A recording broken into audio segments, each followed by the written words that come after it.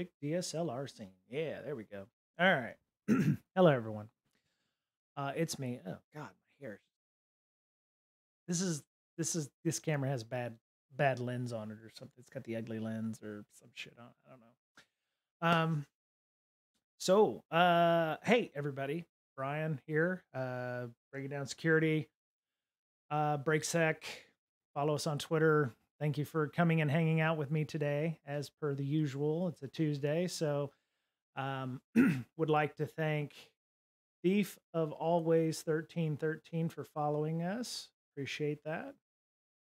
Don't hate that. For those of you who I've already notified Digital Warhead, I've also notified Chemisec and Triplexity.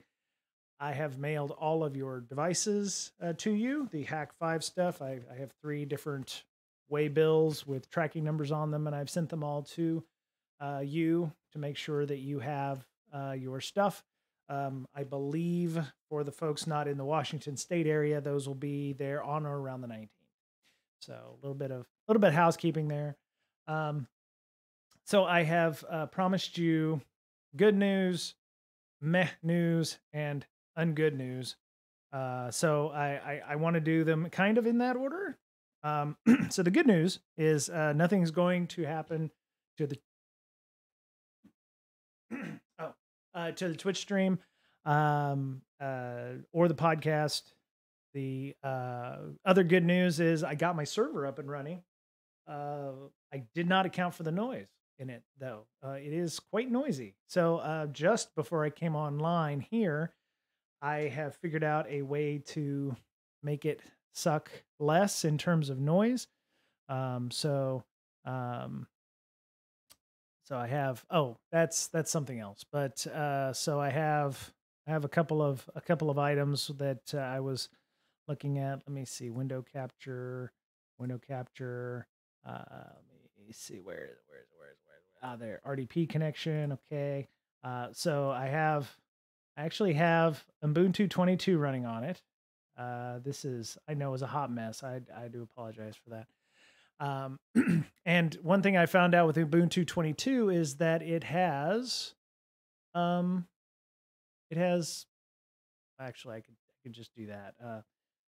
It has RDP on it. So I'm actually running RDP on my Ubuntu box. Oh, sorry. And I have OBS running on it right now. Of course, there's nothing on it, but I wanted to kind of run it under load to see what was happening.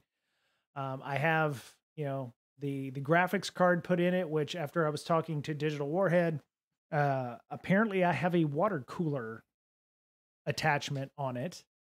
I'm not going to show you my stream because I'm already logged in, but I have set up the NVENC and everything on it. Linux still has not figured out how to use an SLR, which is what I have on my camera right now that I'm using, my Canon camera. They still have yet to figure out how to properly use a camera like an SLR, my Canon. So if I move over to the server, I'm probably going to lose the ability to use my nice SLR, and I'll have to use my Logitech webcam, which isn't bad. It's just I thought I was actually going to continue using my Canon for that. Otherwise, there's a slight delay on anything I use. I have this application called Entangle, which I've found, which will allow me to use my camera in a constant capture mode. And I found this. There's also more than enough websites on here's how to use your SLR as a camera using some kind of janky setup with G Photo and so using some kind of janky output with G Photo and FFmpeg, and if you compile your FFmpeg with your NVIDIA codecs for decoding and what have you, you can make it work. And it does work. The Entangle runs at about, 76% of my power supply. There we go, top. So, OBS is, using a good bit of my CPU. I have 32 CPUs in this thing, so it's not bad. I'm not humble bragging. It's a refurbished box. It's a refurbished card. It seems to be working fairly well. the RDP, of course, is I wouldn't say taxing it, but the fact that I'm running some things through RDP through OBS, it's actually quite. I mean, I'm seeing my screen over there, moving the mouse and everything. It's like one for one. I mean, it's like snappy as all get out. So that's really nice. That's working like that. There we go. So the one thing I'm trying to figure out is, should I use the webcam and just get rid of my SLR, which kind of sucks because I really like the SLR, or try to use it with the fact that sometimes I may be out of sync with my audio. And then of course the other issue I've got with, as you saw on the stream chat here, the don't adjust your screens. The chat for the stream information and all of this is like 2-point font, which I haven't figured out how to fix yet. I haven't. I don't know why it's so small. I don't know if it's a DPI or whatever in Ubuntu 22, but it is what it is. So everything else works really well. I've just been futzing around with it, not trying to do anything out of the ordinary. But it's working well enough. I just have to deal with the sound issues as well. I don't know if you can hear this slight roaring over there, but the minute I, turn it on or start using it for any real amount of time, let me see, where's my NVIDIA SMI? So yeah, it's running about 38C right now, which is about 100 degrees. And, the max on it to thermal shutdown is like 93C, which is almost, well, 100 degrees C is boiling water. So, with the, and it's running about 66 watts. So my computer can more than handle it. I'm not overly, I'm not too worried about, putting it underneath the desk and trying to reduce the noise, but that's what I've been working on in there. So, a lot of good things happening, I'm trying to focus on the good things. Some meh news. I don't know if you've been watching. Let me kill that RDP connection. Anybody who's, didn't see it today, we had Peter Zatko, who also goes as Mudge, testified in front of Congress today. So Mudge, Congress, video, PBS. PBS actually had a full copy of the video if you wanted to watch it online. Yes, I think that's it. No, I don't give a rat's ass about my local thing. No, that's not it. There was a 2-hour video. I think I posted it in the Slack channel about that. I got to see like the last 30 minutes of it. I don't normally go in for, watching boring ass congressional hearings and stuff. But his discussions were, depending on what article you read from the Washington Post or like NPR, they're talking about, Twitter executives putting profits ahead of security, leaving the door open to infiltration by foreign agents and hackers. I don't know if it's the reporter who wrote that, but I'm getting some lag. I do apologize for that. What company doesn't put profits ahead of security? I'm just going to say that outright. Companies do that. It's a thing that they do. I wish they didn't, but when you tell somebody you can't do something, that just makes a company want to do more of that in the wrong way, shape, and form. So there's no real surprise here to people in security who've been doing it many, many years. A lot of times the business need and the business impact from a security issue is not enough that they need to care about it, or like as the narrative is going on here, that there were many boxes that hadn't been patched in decades. The minimum requirements for personal computers or work devices did not meet the requirements set by the corporate corporate security policy. He'd also been asked about, getting access to data on vulnerabilities or by, certain metrics that it took him months to get access to, even as the senior security person, which either means they didn't have them and they were trying to make them on the fly, or it was just antagonistic and they didn't feel like they needed to give him anything. I don't know what that is. It could be any number of things. They say they knowingly employed government agents who had access to internal systems and data. I think I'd heard on Risky Business that there was a member of the country of India's security intelligence group that was involved there. I think they were trying to keep that out of the news here. As to which country, everybody I think assumes Russia, but I believe Risky Business had mentioned a couple weeks ago that it was a member of the Indian security agency. Again, I'll have to find that and fact check that, but I do listen to Risky Business. I do believe Patrick had mentioned something like that. The funny thing is, and this is kind of a corollary to that, Twitter shareholders, of which I am a shareholder of Twitter, and I did get the email stating, hey, there's a really important vote coming up. Should we sell to Elon Musk? I will tell you that I said yes. And I will tell you why, because I've had Twitter stock since I've had Twitter stock. Yeah, well, maybe. Since it went IPO. I bought it ignorantly at the first day without realizing that, hey, IPOs surge on the first couple days and then they drop, and drop they did. So I bought my first 50, 60 shares at like $52 a share, thinking, oh, it's Twitter. It's going to go up. It's going to go through the roof, that kind of thing. And it did not. And, it's lagged in the $15 to $20 range, and it's finally got up to around $42, which is great. I don't exactly ever expect it to get back up to where I'm going to make my money back. If you're, and I have bought others during that time, so I have kind of broke even. But the buyout is like $55 a share, which I don't ever expect Twitter to get back up to $55 a share. And so I said yes. The funny thing is, he doesn't seem to want the company. So I'm not sure exactly how Twitter is going to force him to buy a company he doesn't want. So one of two things is going to happen. It's going to go away, or he's going to find some way to dump it off onto somebody else, which I'm not exactly sure what's going to happen there. My thing is, I just want enough money out of it that I can cash out and be done with it. So that may not be the best way to do it, but obviously enough Twitter shareholders, including myself, approved his takeover deal. So we'll see what happens.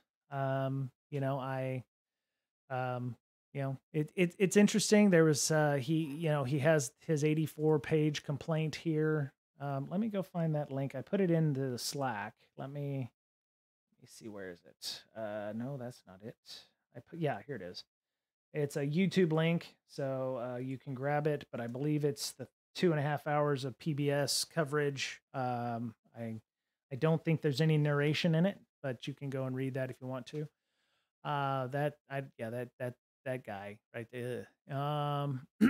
So yeah, I think Mudge came on with the best of intentions from the current administration, but when there was a change in management, maybe the CTO and the CSO had they didn't play well together. So that is something that happened. So so there, I would love to hear what people's thoughts of the Twitter buyout and or the testimony today, if they heard about it. If you haven't had a chance to watch the YouTube video, do so.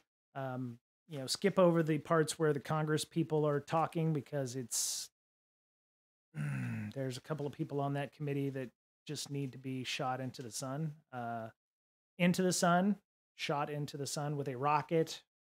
So I'm just trying to not make any responses there. Yes, I do apologize to the viewer that just left. That is, I don't want to get political, but goddamn, that's all I want to say about that. The ungood news. I don't think we're ever going to have another InfoSec camp out.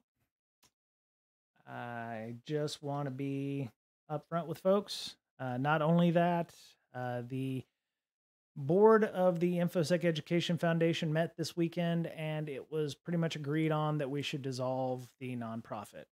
And so goes the nonprofit, so goes the conference, which, to be honest, I didn't know how we were going to run one next year if I was going to be in San Diego. And to be fair, I think in the past few months, I've kind of spread myself a little too thin. And I think the nonprofit needed to go, and the constant work with conferences probably weighed on me and my family a little too much. And I'm going to kill it right now, so that and be as public as possible on that. I don't want to keep people thinking that, oh, there's a chance. If it does happen, it will not be with me. I don't mind coming up and hanging out and camping out, but I am not going to be one of the organizers of that, sadly. And so what we're going to be doing in the next few months is we're going to be taking account of everything that needs to be done. We still have some invoicing that has to be done from the folks, our storefront that took the t-shirt sales and orders are going to send me a receipt for the shirts that were sold on the store. We'll reimburse them for that. The officers also suggested that I actually do the right thing and invoice for the Libsyn costs, at least for the past 2-3 years. Any sales for anything, domain registration, Google, for InfoSec Campout, the domain registration on GoDaddy for that. So that way, at least I'm getting some of the money back that I've paid out of pocket for the past few years. The other thing is, it was suggested, because I tied the Patreon to the nonprofit, that I get rid of the Patreon, which I was trying to figure out how I would continue using that, but because I don't have, it's where we get the majority of our money from, to be honest. But I feel like I've neglected all those folks that have supported us on that, because I've used it nothing more than a tip jar, where it's like, back in the day it was, hey, thank you for supporting the podcast. If you found value, please feel free to give us a couple bucks if you'd like to. But I feel like it has been tied to the IEF, and I probably need to make a clean break and maybe rebuild that in some way that's more useful for the people who actually want to support us in that manner. Also, having the Twitch means and the Discord means that there's other opportunities for people to support the show. You can either subscribe here, you can use your Amazon Prime account, you can do nitro boosts on the Discord to give us more capabilities. And to be honest, I can swing the $20. I mean, all I need is enough people who want to subscribe on a regular basis to the Twitch. As long as I make $20 a month, I'm paying for the Libsyn.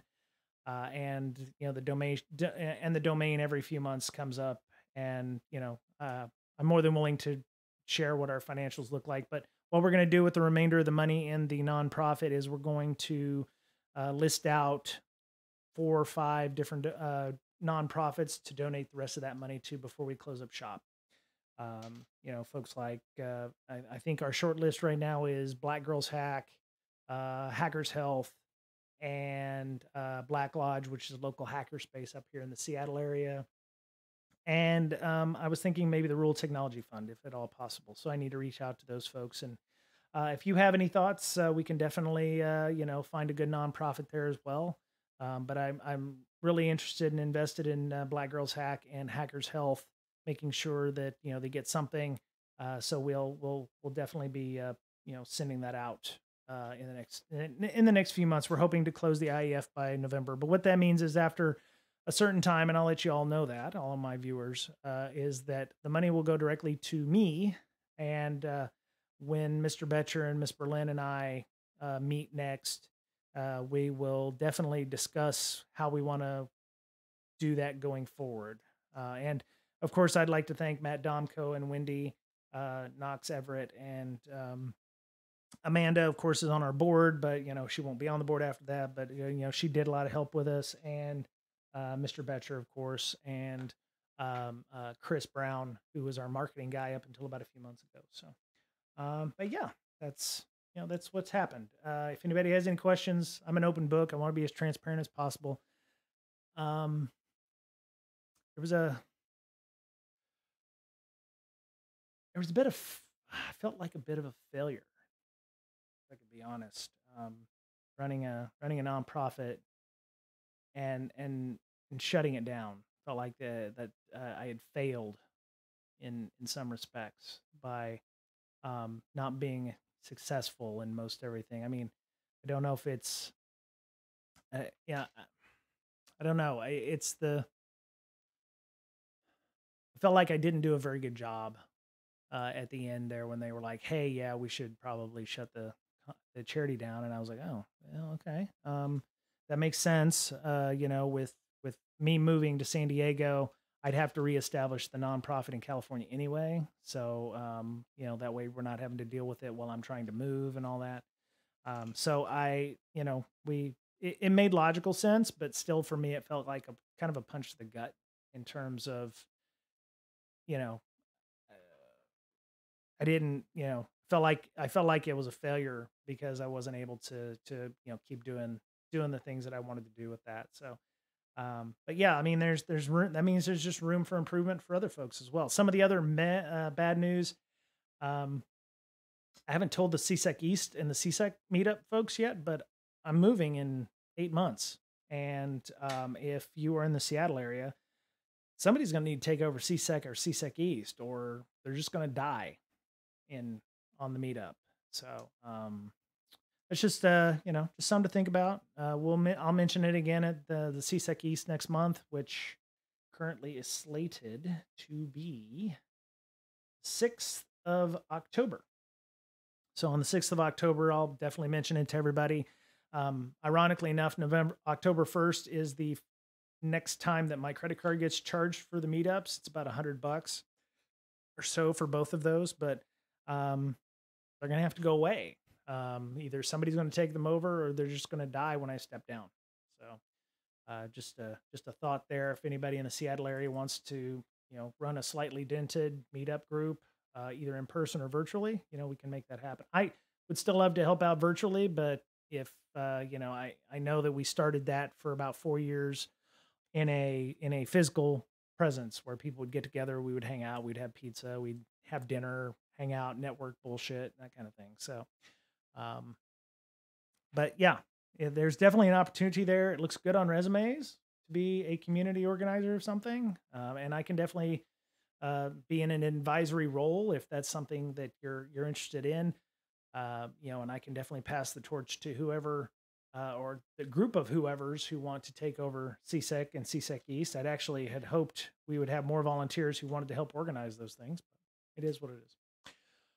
And the meh news, the kind of not good or bad. I'm actually going to be at B-Sides San Diego. B-Sides San Diego, which is not in San Diego, but of course, it's this one. It's going to be October 22nd, 23rd. They still have tickets. CFP is still open. I'm going down to do some networking because when I used to live in San Diego, I didn't have a network of security people that I knew. Now that I have that, we have some folks on our Slack channel, but there's going to be happy hour on Saturday night. It's a 2-day event, which is the other reason I'm going down. But I'm actually going down a little early because I have to go see a friend of mine. He's been a long time friend of mine. I'm going to go see him.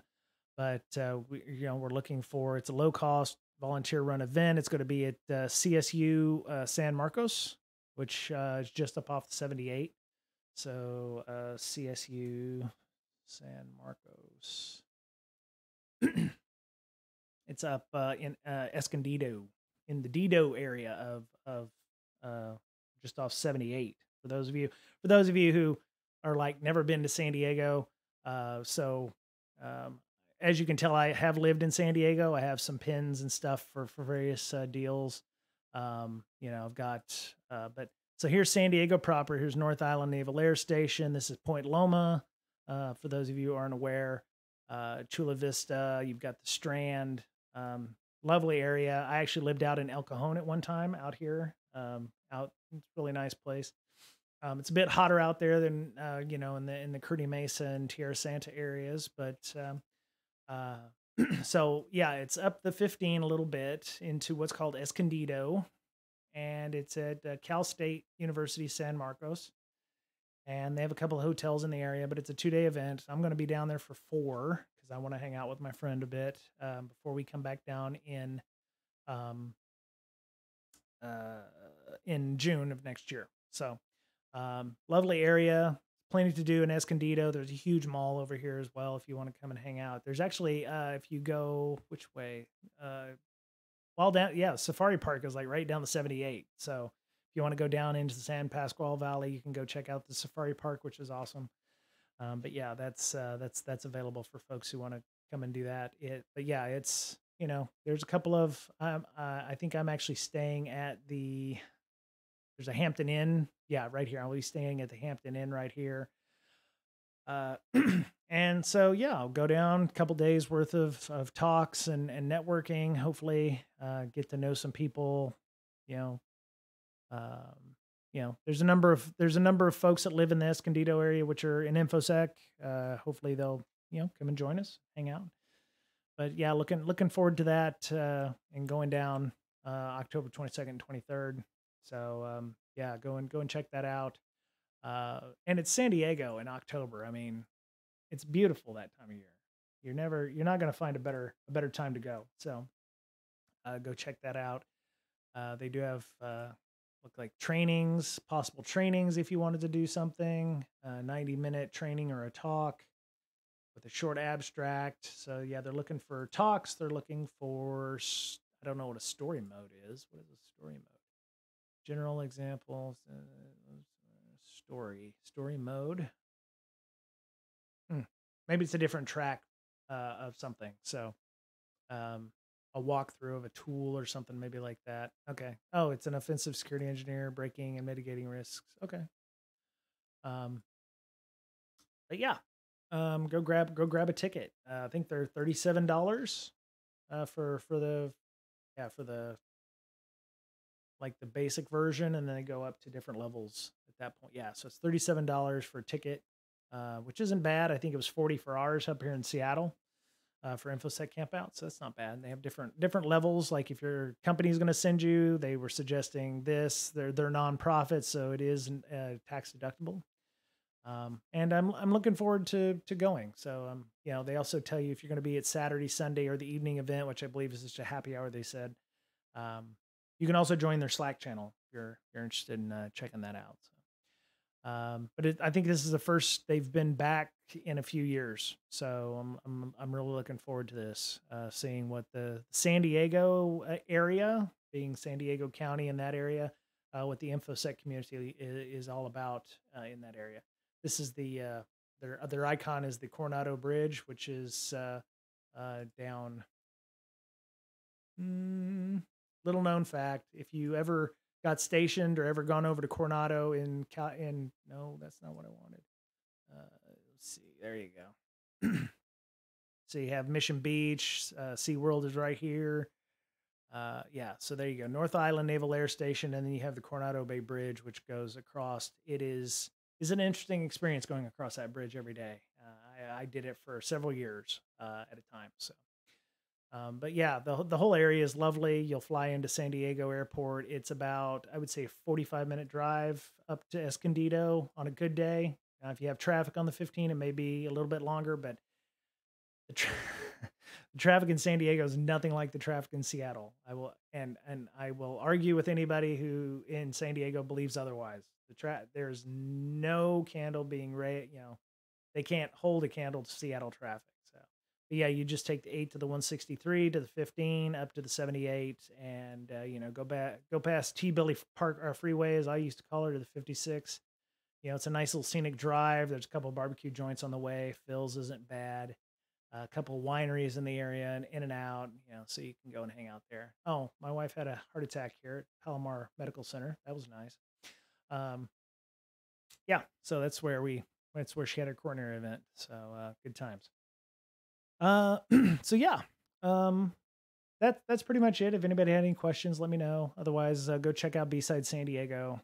Uh, you know, and we'll hopefully see one another if you go down to San Diego. So, this is kind of cool. I saw this. This was posted up a couple days ago. There's something called the Attack Surface Reduction Rules Report in Microsoft Defender, and it's a scorecard that uh, some of the output here talks about your surface reduction rules or stopping threats of various attack techniques. Being able to block certain office apps or credentials, um, Win32 API stuff.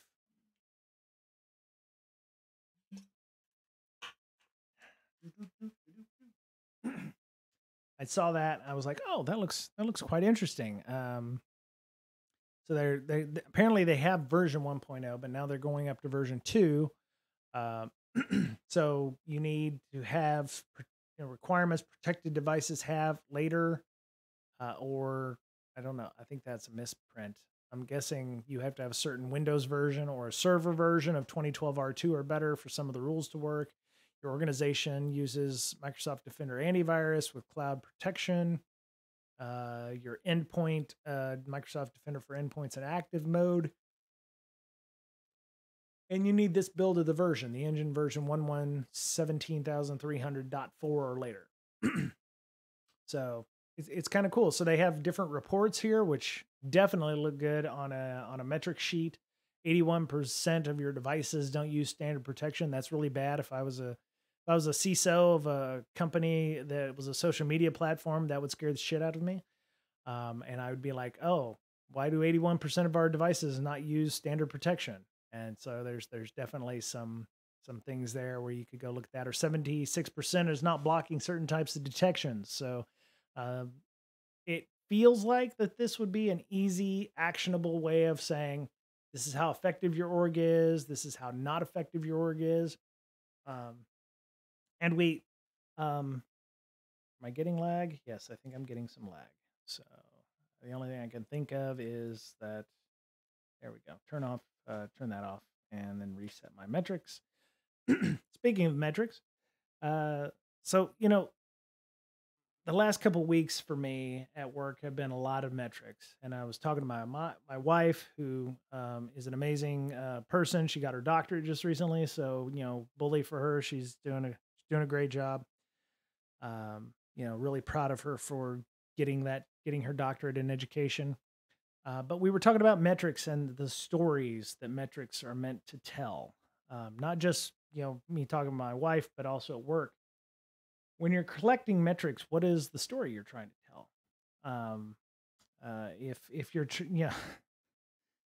how many of you have the metric at work for pen test findings? How many findings do you have in X? Or how many findings did they define? We do a lot of pen tests and security assessments. I actually started calling them security assessments because penetration tests are a bit overdone, and it doesn't really have the same meaning that it used to have.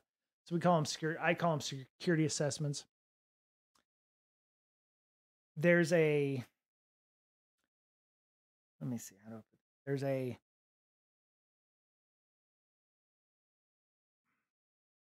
people want to measure what is easy, right? And if you get a report and it has 50 findings in it, you can measure that very easily because it's easily, right there. It's like, oh, well, we had 50 findings, in this product or this application or this system or this device or what have you. And if you do 20 or 30 of these tests, you get reports that give you a nice itemized list. And, oh, well, we had 50 vulnerabilities and there were 5 that were critical and 25 that were high and 5 that were medium and 2 that were low or whatever. It's easy to tabulate those because they're easily available. And the one thing that I've been trying to teach myself, because I didn't, most of my career, I've railed against metrics because people don't measure the right things, at least in my opinion. And it has been this way. So I've been trying to think about what management would want to see. And some of the things that I've been talking with my beautiful doctor wife and people at work is, what does the story tell them when they get it? And a lot of times it's, we're making metrics because we don't know what management wants, so we're just creating a bunch of metrics and hoping that that works. And um, metrics go for us, and that's the other thing I've been thinking about. It's like there are three levels of metrics, and there might be second order metrics, is what I'm calling them. You have these metrics that you have to collect because they tell you a specific thing, but then you want to collect metrics that, it's like, oh, well, we have X, Y, and Z, and that equals 12. And we want 13 on this or something like that. And it's like, well, the problem is the three things that you're trying to get your main metric from are ephemeral. They can change. It's like, well, okay, if you're trying to do an aggregate across your program and there's 500 vulnerabilities across, 18 of your applications, and you're shooting for only 450 vulnerabilities, is that good? Well, I don't know. The 18 products or applications or services that you have in this place in this need to be broken down, right? One application may have 95% of your vulnerabilities, and it's dragging down the rest of your organization or the rest of your program, or the rest of your portfolio, and making everything look bad. And why does it have 95% of the vulnerabilities? Um, it almost feels like you need to break down your metrics in such a way so that you can classify them in a different way. Instead of number of vulnerabilities, you might say number of certain types of vulnerabilities. Like, we had 450 findings, 95% of which were authentication based vulnerabilities, or we have over permissions, or uh, cert pinning is, a bad, we require cert pinning and we have, 85% of our apps don't do cert pinning, or something like that. It's just an example. It's just one that I keep thinking about because people try to push that cert pinning thing through on mobile apps, and it causes more problems than it's worth. Um, but in telling the story, you have to figure out what story you want to tell, right? Is it a story of how good we're doing, how bad we're doing? Uh, do you want to put on the best face possible with your management, and show that you're effective? Are you trying to um, plead the case that you need more people? Are you trying to plead the case that your processes suck? Are you trying to? It's the narrative that you want to try to build. Is it, um, you know, we have 500 vulnerabilities across 18 service apps and devices because of poor processes, or the development teams aren't, getting the proper training. There's a myriad of ways of doing this, and sometimes the metrics you want to give your management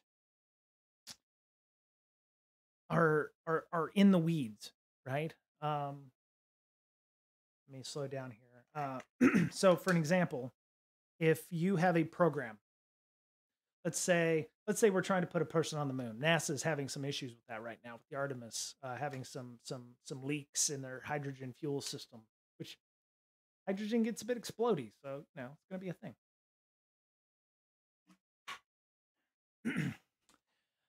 So you run there. I am. Hey. Sorry, it's on my phone.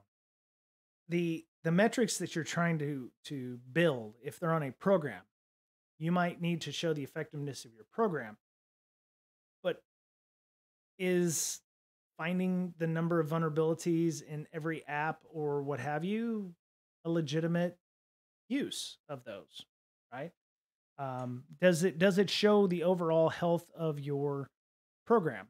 Is it what you're trying to show management? Do they care about how many vulnerabilities that you found, or they just want to know how long it actually takes you to fix said vulnerabilities? Maybe, if there's 500 vulnerabilities, but 99% of them are low, do they actually care? You know, um, I mean, there's different ways of playing that. So my point is,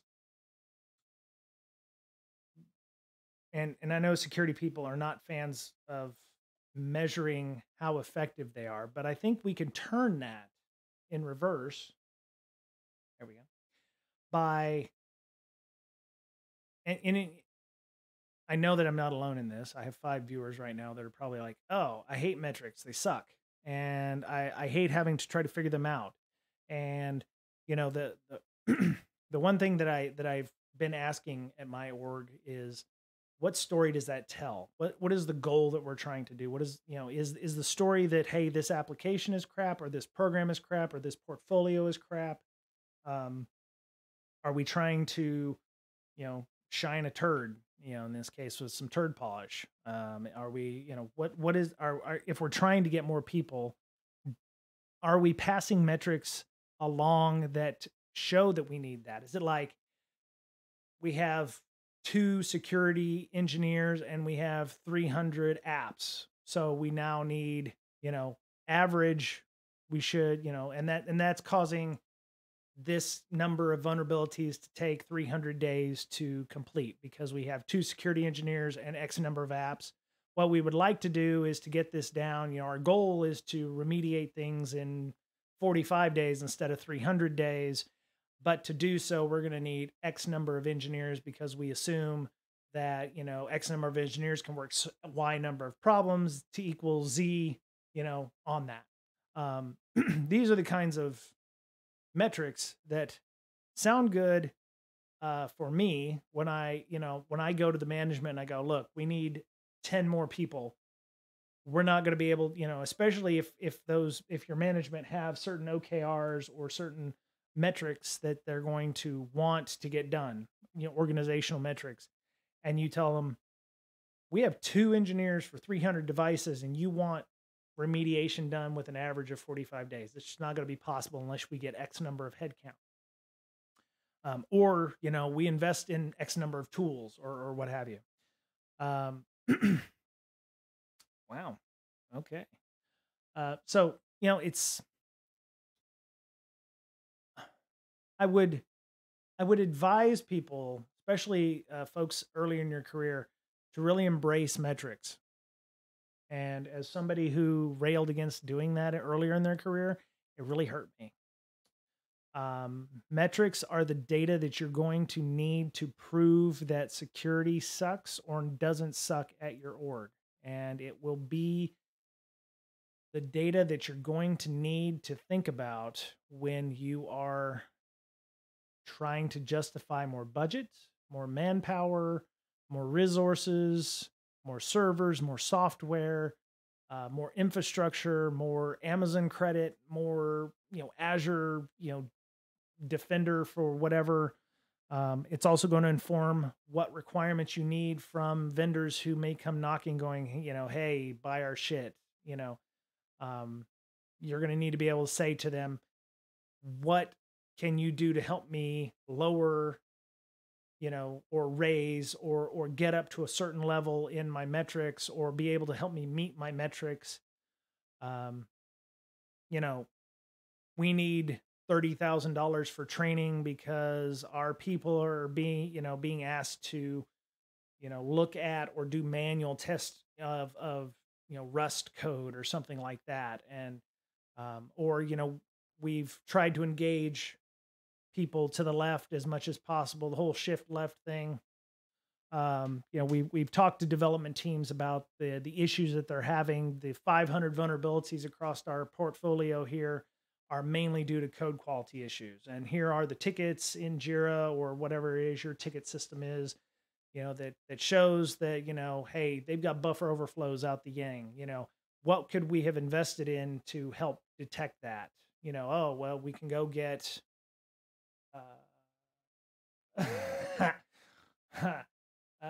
speaking of which, oh my God. Okay. Oh God. Sorry. One of my colleagues just texted me something having to do with metrics that we're dealing with at work, as a matter of fact. But so, I mean, it's like, if people are going to blame security, and our only weapon that we have to protect against that is data.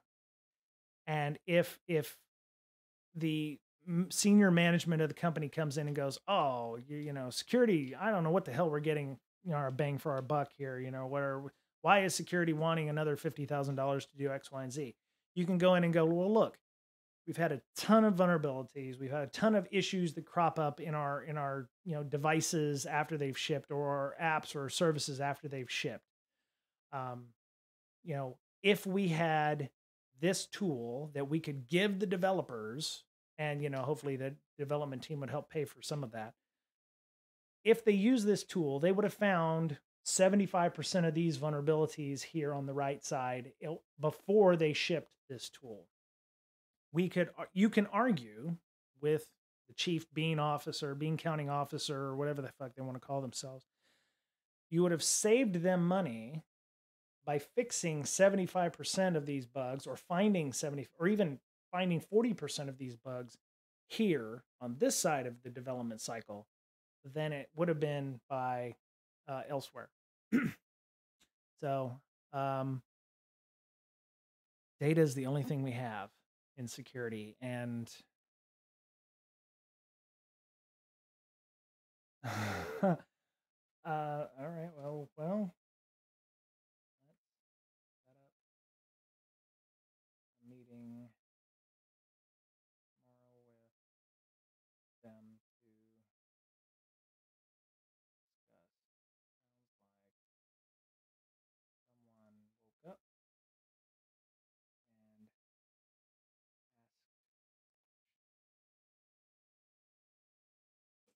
asked. All right. Data is the only thing that we have from a security point of view. I lived on gut feeling for a long time, and risk management and threat modeling and what have you. But there's going to come a point where, just like with Mudge, he wanted that data because he had to get a good view. And I guess that's where I'm coming back to. It's like he asked for information to be able to make informed decisions and to be able to let the senior leadership know what was going on. And he couldn't get it because it didn't exist. It was because either it didn't exist forever, or somebody thought it's not worth the time and effort. It's the only information that we have that we can use. It's the only real weapon in this case that we have is data, and to be able to back that up to show our effectiveness in an org. And what is more powerful is if you can put a price tag to that to show cost of savings in man hours or dollar signs, or like this scorecard here, the scorecard, we get these are metrics that are very helpful. It's like, look, we have, these, god damn, they don't want to show you shit, do they? There you go. Audit detections, I don't expect anybody to look at 3.2 million audit detections, or 3.2 million block detections, or what have you. But it can show you trending over time, right? It's like, oh, well, these things were blocked, everything was blocked. What we're not blocking, what are we auditing and detecting? We're detecting roughly what? Let's see, there's 200K here and 100K here. So it's roughly 50%. This about 55 per, 52%, it's pretty stable. It's within about, 4 or 5%. If you start seeing changes where, all of a sudden your blue is going, 70, you're only detecting about 30%, then you can start looking and seeing what the issue is, or what have you.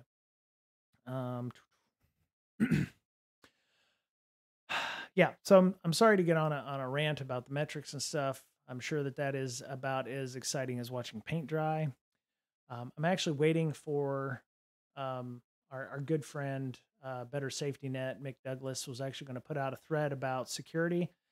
He is feeling a bit disenfranchised about security. And to be honest, I have started thinking about what life would look like outside of security. It's all I've done the last 25 years, but in some form or capacity. I've been in InfoSec. And I was like, well, what happens outside of security? Do they have the same kind of community? I mean, what does that look like for folks? What would happen if I didn't come to work worrying about whether or not there was a breach? what do normal people think about when they come into work? Is it, oh, got to do that sprint planning, got to make sure those tickets get done, thinking about what an actual PM who doesn't do security do. And is that, is that preferable?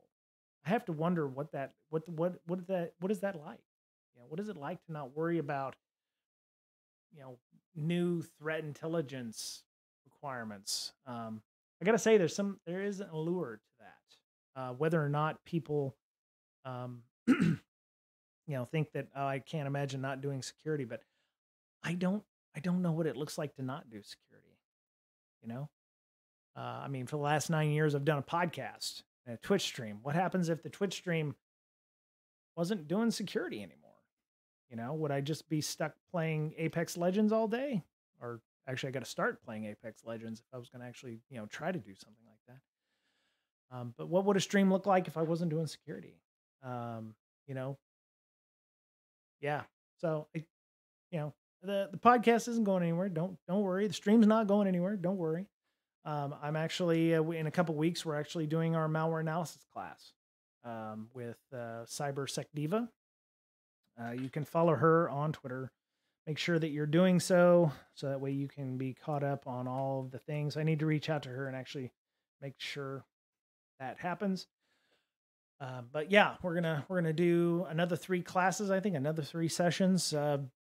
Session 1 is right here. I will put that. It's an unlisted link. If those of you who remember, we did session 1. We had some audio issues, so me and her sat down and we actually did another session with her and myself, talking about setting up the lab and everything. And I believe that one is the lab setup portion.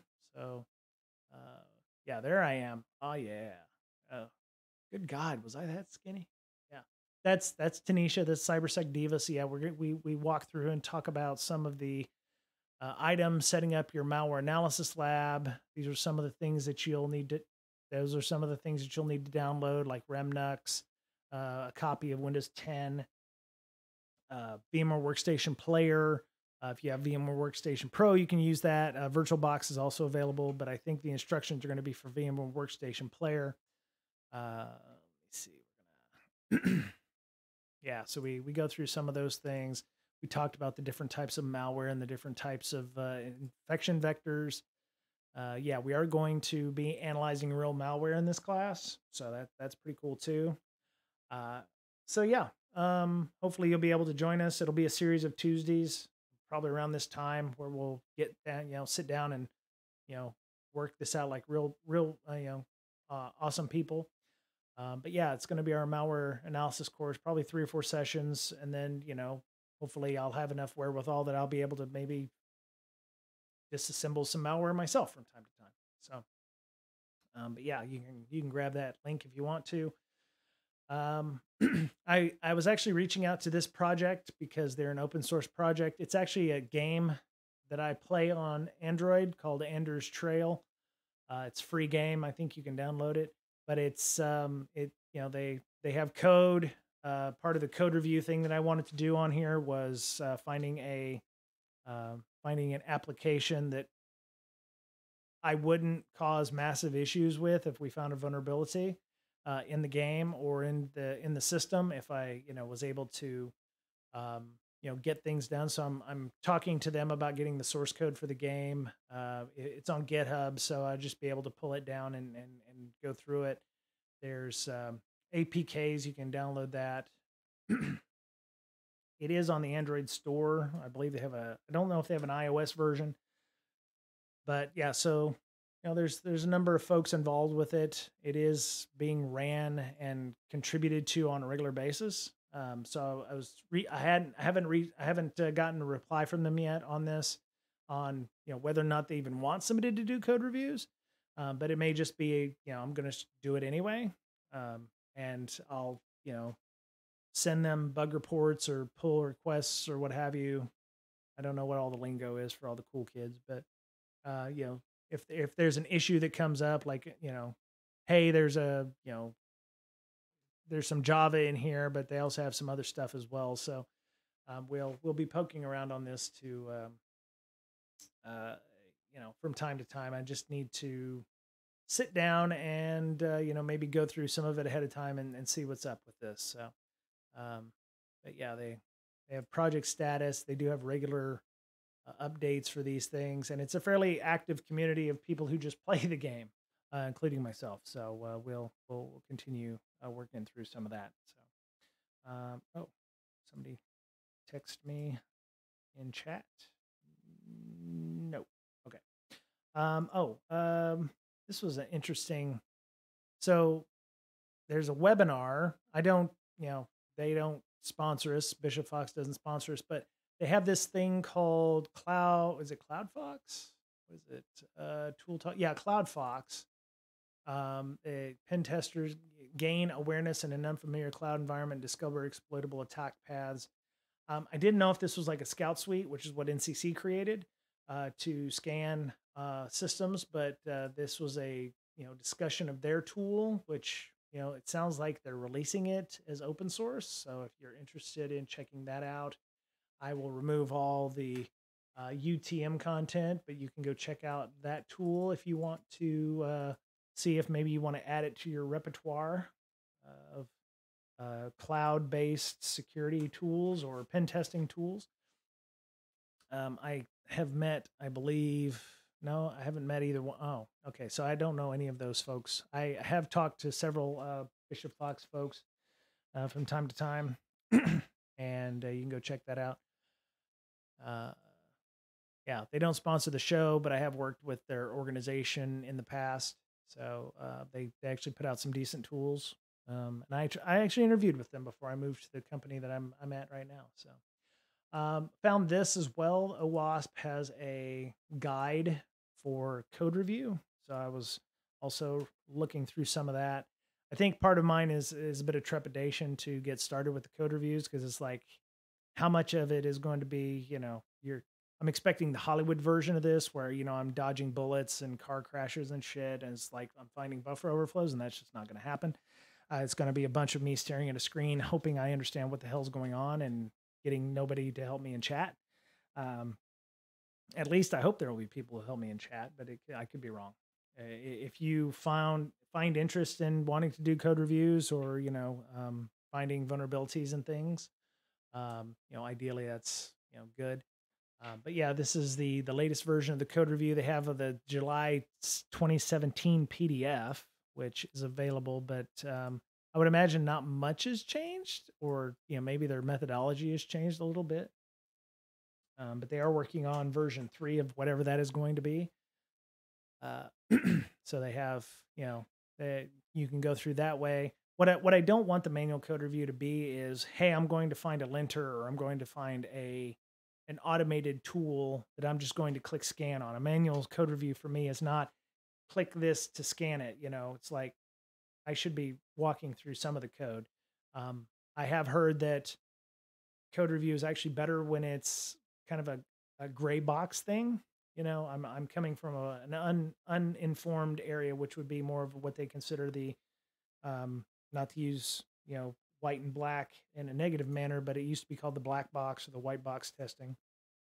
I believe it's called restricted now, but you come from an unknowing part instead of it being a bit more collaborative. So, but yeah, it's, having somebody there who can walk you through and explain the code as well, maybe something we can do. But yeah, they're working through some of the code review items for this. And yeah, so yeah, latest version is here, how to contribute, how to get in touch.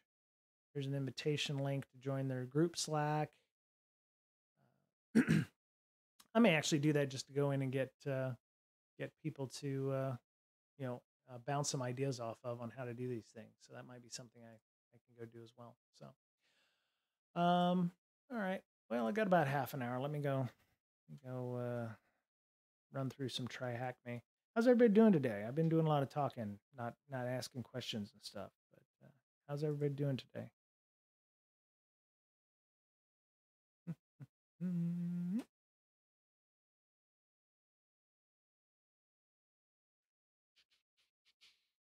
maybe they have a code review section in here. Maybe we can poke through some of these. Let's resources.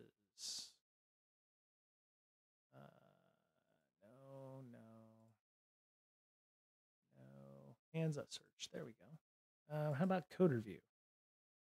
Here's how to do a code review. No. Code. Zero login, mnemonic. Here, the jellyfish. I don't think that's what I want. Code. It's not code review. It's yeah, maybe it is code review. Lessons. Code review best practices. Yes, I seem to remember that one. We'll go over learning shared by engineers from companies such as PayPal, Palantir, Medium, and Shopify. Why do code reviews, and how do they help your team develop? See, a lot of the times I'm seeing for code reviews, it's like peer code reviews, where it's like another developer is going to be looking at your code, which means you actually have to have knowledge of the application and get involved with that. So they, why do code reviews? Quality assurance. Code reviews as quality assurance will cover the general recommendations of what to look for in a code review and why having a review checklist is beneficial. Because a lot of the checklists I've read was like, have a goal in mind. I'm just wanting to be able to walk through the code. So, they have fairly long checklists. They talk about you can use for base of your own.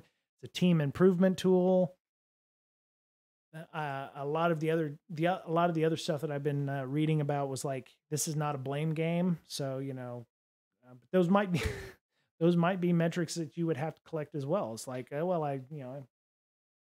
looked at these applications and found these vulnerabilities, and they were introduced by X developer 5 years ago who no longer works here, or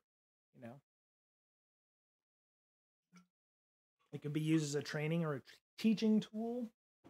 Hey, this person needs to have a bit of a refresher on how to not do buffer overflows, or how to properly do best practices, or we need to have best practices because we have these vulnerabilities. So we need to create a linter, or we need to create some kind of coding standard to make sure that we're following just basic rules. So quality assurance and giving high leverage code reviews. Casey Rollins advocates for having a checklist with all the usual things that need attention. When I'm reviewing a pull request, I often do multiple passes where I focus on one attribute at a time. I start at the beginning and review the pull request with a single attribute in mind before moving on to the next. When I've worked through the checklist, I will submit the review. Okay. So some of the things, to high level list of things to be concerned about when submitting code. Story alignment. Yeah, see, some of these require you to actually know the story elements or the story points. So like in a sprint, if you have X number of things you're going to do and you do a pull request and somebody's completely out in left field or working on stuff for the next sprint and they shouldn't be, that would be things that you would want to call in to hey, Digital Warhead, how you doing? Glad you glad I'm not speaking into the ether. So I appreciate you coming and hanging out. Did you get to check your way bill? Or no, that's not it. No, that's not it. This one's it. Yeah, check that tracking number. Make sure I gave the right one to you. When I went to the UPS store, I put them in a padded envelope. Oh, really? Well, that was quick. Well, you are in. You're not very far from me. Unlike, I think I shipped one to Nevada, somewhere near Vegas, and the other one was somewhere in Virginia. So it makes sense that it only took a day for it to get to you. So I'm glad it got to you. I put it in a padded envelope. I actually, you live in the state of Washington somewhere, Digital Warhead. I won't mention where. But I hope you enjoyed that. Let me know what fun you have with that. I forget which one I gave you. Oh, no, wait, I have it right here. Oh, you got the key croc. Okay. So enjoy that. Yeah. So yeah, once we'll have some more giveaways in the near future, if at all possible. I still have some Azure books as well. People are interested in a couple of Azure books signed by the author.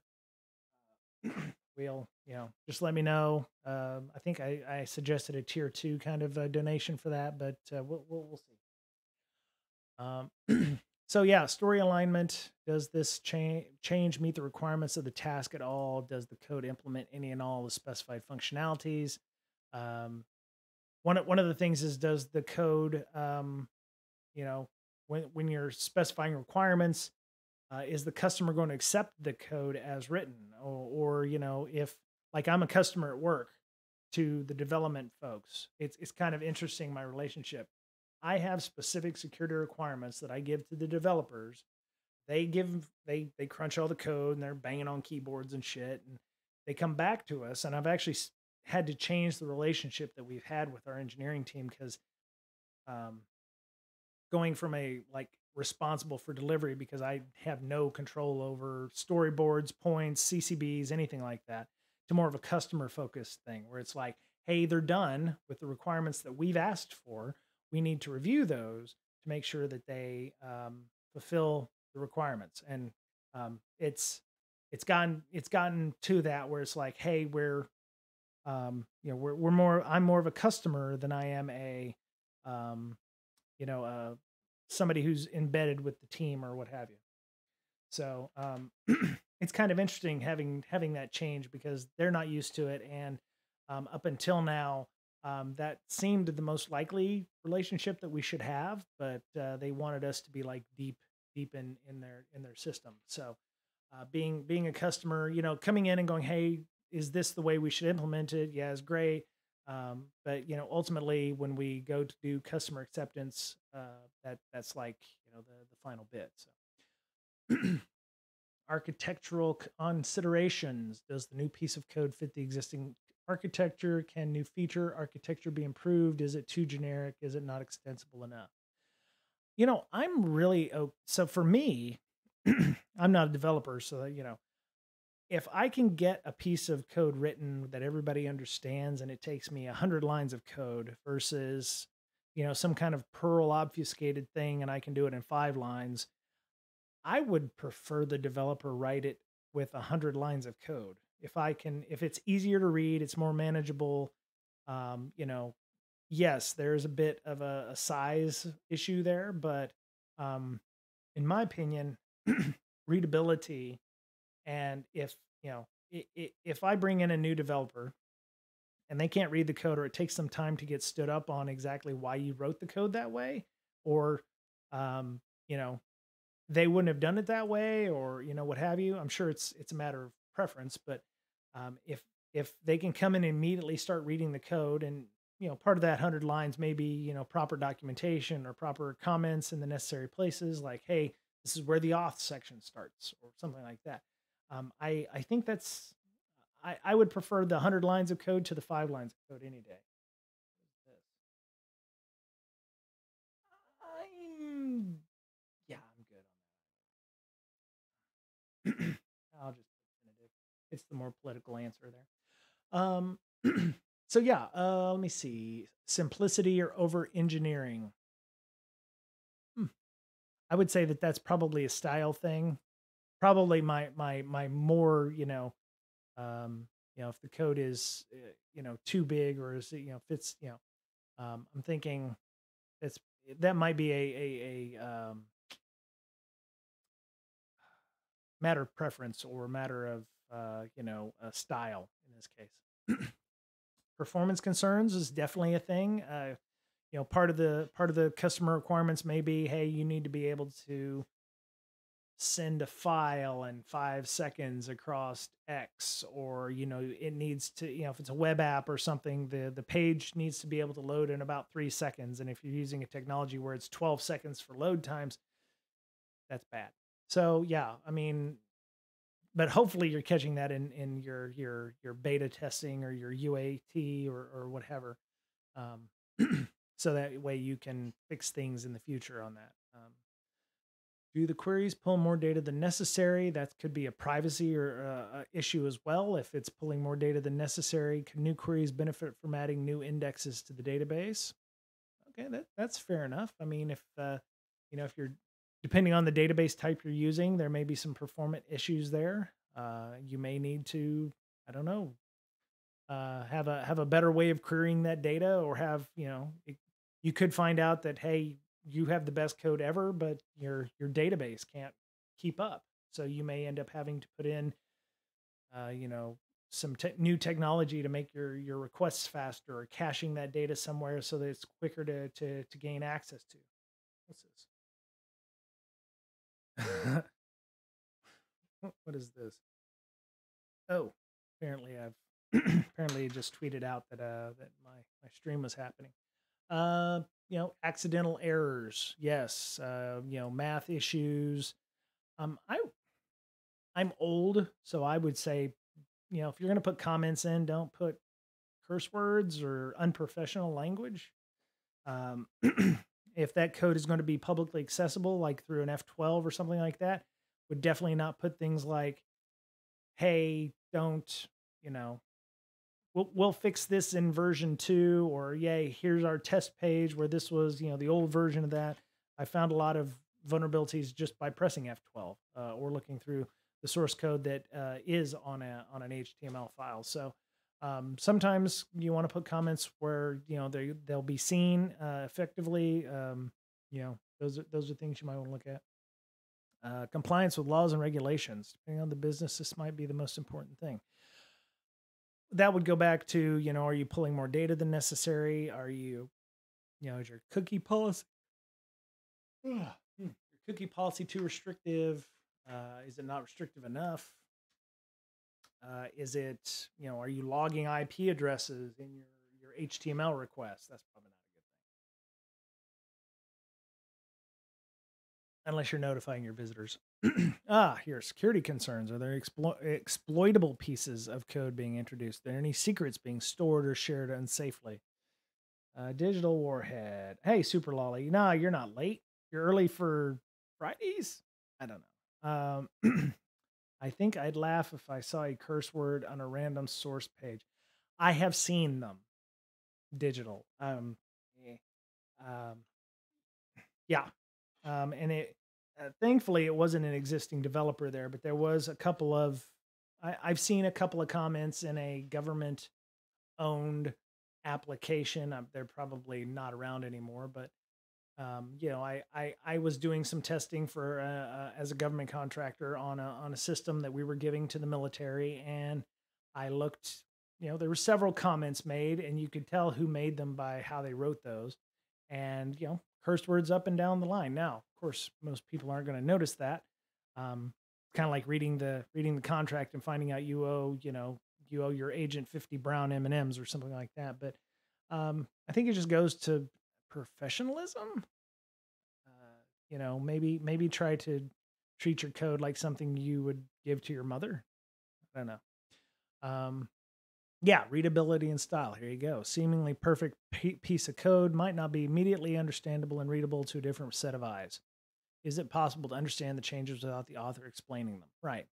And there may be too many comments in your code, and it's like, well, if you had to if you had to write War and Peace to explain this 5-line piece of code, then maybe you could take out the 25 lines of comments and make the 5 lines of code like 10 and make it more readable.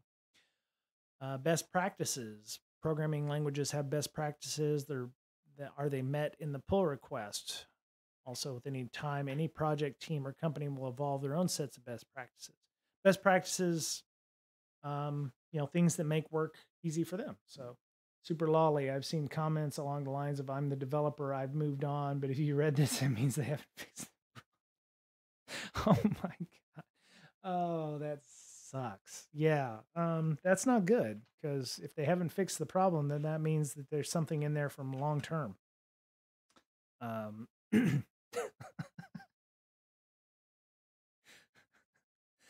I I've moved on, but if you read this, it means they haven't fixed the problem. That sucks. Well, maybe that one, maybe that bug or that fix is so far down in the backlog, they'll never get to it. You know what I mean? So yeah. Oh my goodness. Local is my mom doesn't know how to read source code. Problem. Well, I guess that's good, Digital Warhead. She could still read the comments though. That's the thing. Yeah. But I get your point. I get your point. Um, I would say your manager probably can't read the code either. So, you're home free. You could just say, well, it does this. And you'll be like, yes, yes. Okay. I can see that. Ship it. That kind of thing.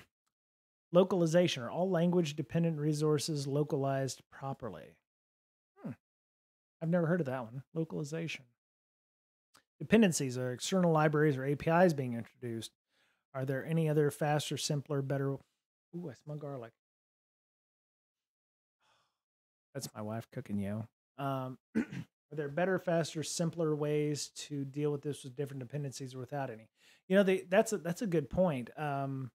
Going back to the defense contractor I used to work with, they would pull in like Google fonts and stuff like that, and you don't think about that as being a security issue, but then you hear about like fonts getting hijacked or the people inserting things into fonts that cause ugly things. And especially I don't know how if Windows is still the case, but for a while there, they were rendering fonts inside the kernel. Which, if it's being rendered inside the kernel, that means that the fonts renderer has like super user access. And there have been vulnerabilities in Windows that um, do cause some problems because if you're running things in the kernel, then you have elevated permissions automatically. So this goes back to S-bombs and all this stuff where it's like, oh, we're pulling in dependencies left, right, and center. If you're pulling those in, at least have an idea as to what's being pulled in and potentially have those locally available during the build process so that you're not pulling them from potentially some other place.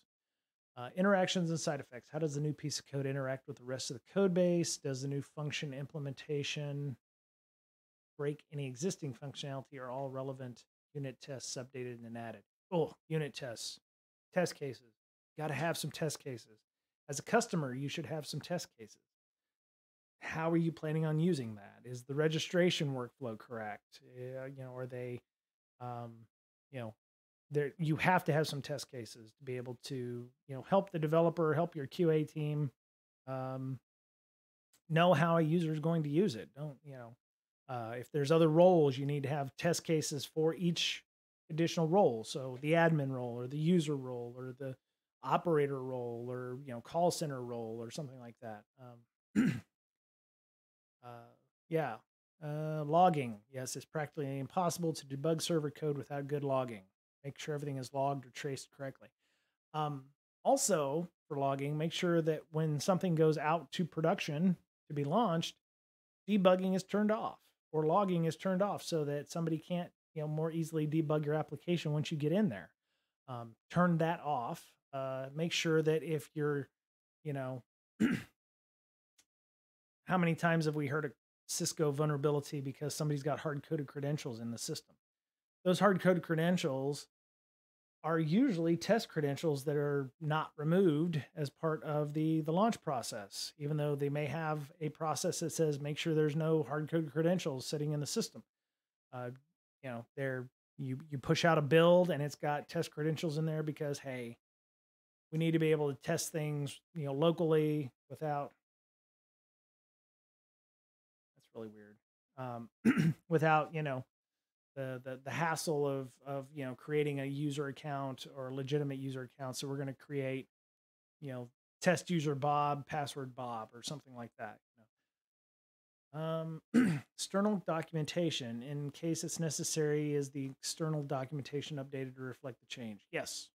I mean, you see change logs all the time, right? But how annoying is it where they, like if you go into your Android store and you're downloading your latest version of Angry Birds and, you don't know what they've done, but they said, oh, we just added fixes. What did you do? Oh yeah, by the way, it's not a full change log because we've added fixes, but we've also decided to start, you're going to opt into us sharing your location data. Okay, that's new. Why didn't you tell us about that? Oh, well, we'll fix that later. So, change the documentation, have as complete a change log as possible. I know I'm annoyed when I see, oh, bug fixes. Well, what kind of bug fixes were they? Are they going to change how I'm going to interact with the box? Or are you collecting less data? Are you collecting more data? So, but this seems like a pretty decent enough list. There's enough URLs to other things here. Here, I'll poke this up in here.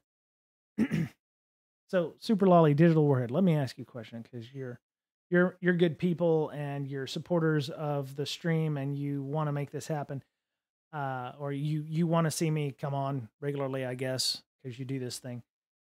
Is code review something you would be interested in doing? Not maybe together or not together, or is that something would be interesting to y'all? I want to do something that I know people are going to watch, and if it's going to be like watching paint dry, I don't necessarily want to do that. But this is something that I want to learn how to do, because I don't come from a coding background, and some of the things that, like I said, I do at work requires at least me to understand when I sit down with a developer and they go, oh, well, this is going to do X, Y, and Z. And then I'll be like, So is this something that is interest of you? I mean, I would love to, the digital, I think you showed up for you were at our conference, and I have no idea what code would involve. So I'm at least okay. I appreciate that. We had the code developer who created that game Asteroidians, which I think I put a link to on stream previously. He said he would love for us to do a code review of his game, but he would like to be on at least the stream chat to be able to talk about those things. So I could talk to him about coming on and doing somewhat of a code review, but I'm I just want to make sure it's going to be something that's going to interest people. Otherwise, I'm going to go back to, I don't know, try hack me, and we'll be doing some malware analysis. So ideally what will happen is hopefully I'll be able to do some more malware analysis stuff in the near future. But preparing a pull request for the review, helping the reviewer. So Xiaoma describes a different perspective in the way code reviews are done. Ooh, man, I'm smelling that garlic. Stinky Rose, that's what it is. Code review mindset. A story of negative mindset. Author, I've done a lot of coding and I'm proud of it. I want to merge, but I need someone to check my work. I remember from the Discord convo, he was hesitant on releasing his code. Yeah, he gave me access to the code on Bitbucket. And he had no problem with me putting it on the stream. Now, releasing his code for everybody to look at, probably not. Now, ideally, if he's a good capitalist, and he wants to turn his, game into something, which you can actually buy it on itch.io, Asteroidians. I bought it, and he said, "Did you buy my game?" And I was like, "Yeah, I wanted to play it." Let me see. Asteroidians. There it is. I think he said he needs to push out a new update to it, but yeah, I think he did. I mean, these graphics look updated, so let me see. Yeah, 13 days ago. Looks like he pushed an update 13 days ago. I think this was the version we ran at the conference with the the big giant looking lizard things and whatever. But yeah, there you go. So yeah, I think this is the latest version. So positive mindset. I've written some code. I know it's not perfect, and I want to improve. So I want feedback from someone I trust. They're busy, so I should make the review as easy as possible. Someone trusts me enough to take a look at the work she spent hours on. I can do my bit. Yeah. So it sounds like the positive mindset is what you want there. Yeah. It feels like it should never be antagonistic. It should be more along the lines of, we want to improve the code, not your code is garbage. right? And it should be an iterative process. Code can be improved. It can be worked on. It's it's a I don't want to say it's a living being, but it's a flexible, iterative process of review and improvement constantly. It should never be seen as, oh, you're complete garbage and what have you. So when authors think in a positive way, they will naturally be conscientious and do their best to write good code, be cautious and double check their work, write thoughtful commit messages to explain changes, break big changes into smaller ones to make the reviewer's job easier. Do not not to feel bad when the reviewers point out mistakes or improvements, and learn from the feedback instead of defending themselves. Yeah. Um, I think it would come along the lines of how the reviewer will, um, what do they call that? Discuss the code with them. It shouldn't be in an antagonistic manner. This is kind of like how we treat incident responses, right? When you're working the incident response, there's no blame. It's like, it's that's a thing. We've got to get it fixed. I'm sure the person that realizes they may have caused the issue feels bad enough. There's no reason to pile on because that person is going to be in there, hopefully helping to fix the issue. There should be no blame. Even in the lessons learned, there shouldn't be any blame. It should just be, how do we keep this from happening again? If it was a bad piece of code, then we'll need to put in some controls to make sure things like this doesn't happen again. It's not, hey, Bob screwed the pooch and we're going to fire his ass. One, that's why we have enough issues where people aren't reporting fishes or anything like that, because there's the fear of reprisal or the fear of being blamed, or if I report this and I've clicked on this thing, am I going to lose my job? That's it's a how we deliver the bad news to people and how we react to that adversity helps out quite a bit. So when we think about reviewing code, we need to think about it in a positive way. Yes, they will respond to review requests promptly. Yeah, I mean, if you have an author who's writing code and you know that the reviewer is going to be like, oh, this is garbage, I can't believe this is a negative experience, it's going to affect the way the author writes things too. Or you know, I'm yeah, I can see how you can, that would turn into a quickly antagonistic thing, because then it would go both ways. If you're doing a peer review, I could send you some of my Arduino sketches if you're looking to give yourself any. I don't know what an Arduino sketch is. Is it a circuit board, or what are we talking about with these Arduino sketches? They're digital. I'm imagining like circuit board outputs, or like IKEA instructions where you use a breadboard and you're putting pins in number 15 to connect it to number 18 or something like that. So I would be interested in seeing what that is, at least from a not giving myself an aneurysm, mind you, but being able to understand what you're talking about there. So it does go both ways though, especially if you're doing peer review. If you're a developer writing code, eventually if you treat one developer like garbage because you're the reviewer, the tide may come back in your direction where, oh, that developer remembers that you were really, really crappy to them, and they might respond accordingly or in kind. So it can be, you don't want it to be antagonistic, right? So there's that. So I'm going to be on Friday. What I want to do is I'm going to set myself a goal. I'm going to pull down Andrew's trail, and I'm going to start looking at some of the code that's in here. Some of it looks like Java, which I actually have an inkling of Java. I think I took a 5-week course for it, and I have the Java for Dummies book, I think, over there somewhere. Just kidding. Maybe we can go through and look at some of the code on that, and if there's any questions, we can look through some of that and see what comes up on that. Let me see, where would the code be for that? Let's see here. Class paths, libraries. That's a jar file. Let me see. Sorry, we can't show files this big right now. Oh, I don't want to download that. Oh, it's like 1.3 meg. Okay. Well, I don't want to download.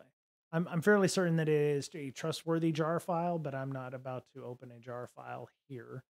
Um, so yeah, let me see. Oh, huh, okay. Well, we're gonna get to learn a bit about how the APKs are built in this too. So that's pretty cool. Release notes, titles, video URLs. Huh, very cool. Okay, looks like they use a linter as well. Maybe, perhaps that's not the one I was looking for. That's not it either. Where? Oh, there it is. Yeah, it looked like they used a linter of some kind. Yeah, lint.xml. Uh, so yeah, there's typography, other. Yeah, see, I'm gonna have to go and I have no idea if this is a good linter or not, or if this is even a lint. It says it fixes some Android lint warnings, so they're ignoring hard-coded text, icon location, unused resources, default locales, new API, missing translation, typography dashes, typography ellipses, typography others. So I'm assuming because Anders Trail is very much like a you run around, you talk to people, you do missions, you talk to people. There's certain responses that you can give, that kind of thing. So there might be ellipses and dashes and other things in there that might cause some compilation warnings or errors that come up in the text. So, oh, okay. So digital, yes, I know what an Arduino is. I just didn't know a sketch is what they call their C plus coding. So, um, I wouldn't hate that. I mean, C plus isn't, C plus isn't the worst thing in the world, or C plus plus isn't the worst thing in the world. So, I was trying to figure out a good code to use because like I said, I don't know a lot about code. So, if you have some digital, that might be fun to go through, and you can, help. We can go through and explain some of those. That might be fun. That might actually, be better because, depending on, what is in there and what discussion is. So. I legit thought it was an actual sketch of that Arduino and color. See that? I was thinking, like, was that schematics, uh, diagrams or something. I thought it was something like this, where it's like you wanted to send me something that looks like this, or I snorted. Something, thought you were going to send me something like this, digital. That's what I was expecting. I was expecting, stuff like this, where it's like, oh, we're going to be reading, I had no idea. Had no idea. But anyway, I'm going to go. I expect to be back on Friday. I have some time, you know, cut off in my, in my calendar. I am reaching out to people for the podcast for interviews. Not to name drop, but I am trying to get Troy Hunt on, the Troy Hunt from Have I Been Pwned. So if I do an interview with him, it will probably be Australia time that is friendly for him. So it'd be like a Saturday or Sunday. But we're looking to talk to him about that in like mid-October. So I'm going to be reaching up for that. I'm hoping that happens. I hate making plans and then they fall through, but I'm just trying to give people an idea as to some of the stuff we're going to be talking about. What? That's my cat. I'm also talking to Seattle Community Network, which is they're setting up a cellular mesh network with like 5G connectivity. And I'd still like to have them on as well to talk about some things because I find that quite interesting. And they're doing it as a community network, so still a couple things to talk about. If you have people that might be an interesting interview, I'm not against having them on. Not just as part of Mr. Betcher and Miss Berlin coming on, but we've had more than a few folks on this Twitch stream. So if you think they might be interested, reach out, introduce yourself, say, hey, this is Brian. He does a Twitch stream. You had a great talk at Besides Edinburgh.